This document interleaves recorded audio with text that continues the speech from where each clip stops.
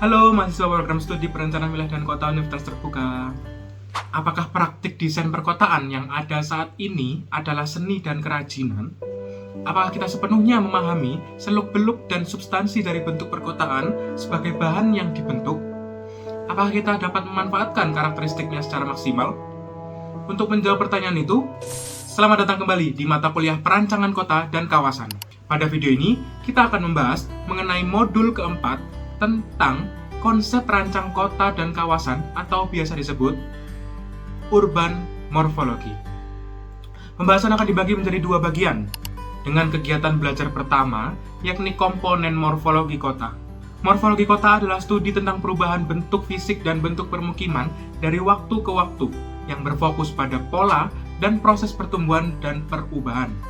Ahli morfologi menyampaikan beberapa elemen kunci dalam morfologi, salah satunya yakni konsep. Morfologi kota terdiri dari 4 elemen, berupa penggunaan lahan, struktur bangunan, pola kafling, dan pola jalan. Morfologi kota terdapat 2 pola, yakni reguler dan organik. Pola reguler atau ideal ditandai oleh keteraturan geometris. Pola ini biasanya direncanakan dengan tingkat disiplin geometris tertentu, namun seringkali berbentuk bujur sangkar atau persegi panjang. Contoh grid reguler dapat ditemukan di banyak kota di Amerika Serikat dan Eropa, seperti pola grid ortogonal di pusat kota New York atau rencana kota Romawi kuno. Grid reguler cenderung memudahkan navigasi dan pengorganisasian lahan, serta membentuk lingkungan yang mudah dikelola dan dikembangkan. Sedangkan grid organik dicirikan oleh ketidakteraturan yang nyata dan sering berkembang secara alami dari waktu ke waktu.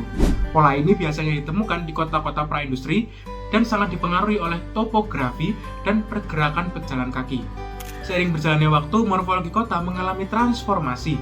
Transformasi struktur morfologi jaringan ruang publik pada abad ke-20 dari bangunan sebagai elemen penyusun blok perkotaan yang membentuk jalan dan alun-alun menjadi bangunan-bangunan yang berdiri sendiri-sendiri dan berdiri di ruang yang tidak berbentuk.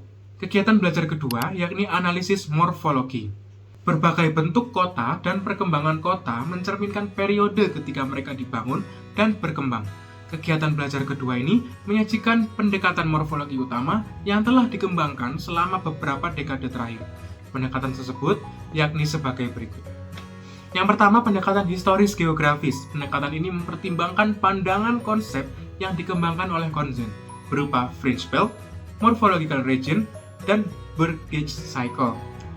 Yang kedua, pendekatan tipologis proses. Pendekatan ini menganalisis aktivitas mereka dalam hal penelitian, pengajaran, dan praktik arsitektur. Kemudian, diakhiri mengenai perkembangan terbaru dari pendekatan ini berupa aspek keberlanjutan. Yang ketiga yakni pendekatan space syntax atau sintaksis ruang. Space syntax menekankan hubungan antara ruang dan pergerakan, baik pejalan kaki maupun kendaraan.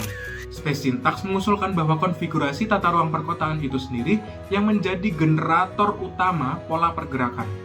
Yang keempat yakni analisis spasial. 3 bentuk analisis spasial yang penting dalam morfologi adalah cellular automata, CA atau automata seluler, dan agent based model, ABM atau permodelan berbasis agen, dan fraktal. Ketiga metode ini saling melengkapi dan dapat digunakan bersama-sama untuk memahami dinamika perkotaan yang kompleks.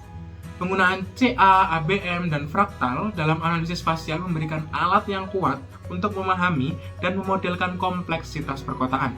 Pendekatan ini memungkinkan untuk menangkap dinamika dan struktur kota dengan lebih akurat dan memperkaya studi morfologi perkotaan.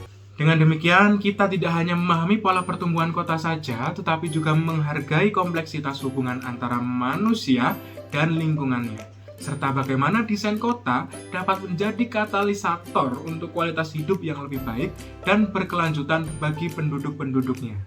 Sekian, modul keempat pada mata kuliah ini. Untuk mempelajari secara lengkap, mahasiswa dapat membaca melalui buku modul yang sudah diberikan.